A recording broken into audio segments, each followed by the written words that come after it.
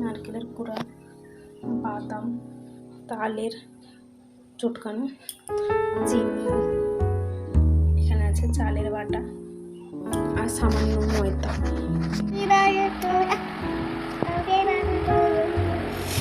বন্ধুরা, তোমরা সবাই কেমন আছো? আশা করি ভালো আছো। তো আমার চ্যানেলে তোমাদেরকে ছোটদেরকে জানাই অনেক অনেক ভালোবাসা, বড় থেকে জানাই অনেক অনেক প্রণাম। তো তোমাদের আমার ভিডিও যদি একটুও ছোট বা লং ভিডিও ভালো থাকে তো প্লিজ লাইক সাবস্ক্রাইব করে পাশে থাকবেন, আমাকে একটু সাপোর্ট করবেন। আর প্রতিনিয়ত চেষ্টা করব আমি যতটা পারি তো তোমাদেরকে ভিডিও দেওয়ার চেষ্টা করব। তো আজকে আমার শাশুড়ি মা প্রথমবার এরকম মানে আমি এখানে আসা থেকে এই পিঠাটা প্রথম খাচ্ছি।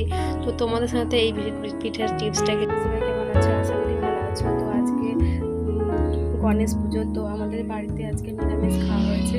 তো আজকে মানে সকাল থেকে কিছু ভিডিও করতে পারিনি, তো শুনলাম আজকে পিঠে হবে।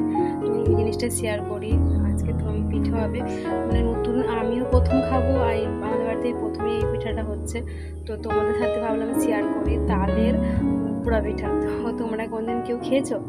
তো যদি খেয়ে থাকো প্লিজ একবার হলে কমেন্ট করে জানাবে, ভালো লাগবে। আমি প্রথমবার খাবো, তোমাদের সাথে টিপস শেয়ার করবো, কী কী উপকরণ লাগছে বা কী কী দিয়ে তৈরি করছি, কেমন তৈরি করছি, যতটা পারবো শেয়ার করব। তো দেখতে থাকো।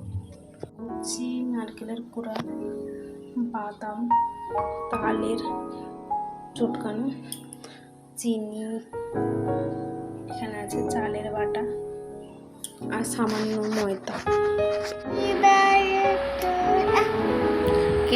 কেকটা গোলাকার হয়েছে। তো আমার মেয়ে হ্যাপি বার্থডে বলার টুবি আরম্ভ করে দিয়েছে। তো পিস পিস করে ছোটো ছোটো করে কেটে নিয়ে তারপরে খাওয়া স্টার্ট করে দিয়েছি। সত্যিকারের পিঠাটা খুবই খেতে সুন্দর হয়েছিল, তোমরা একবার হলেও বানিয়ে খেতে পারো। একটু বেশি করে নারকেল কুচি আর বাদাম দেবে, খেতে দারুণ হবে। Thank you. আর পিঠার রঙটা দেখো কত সুন্দর হয়েছে।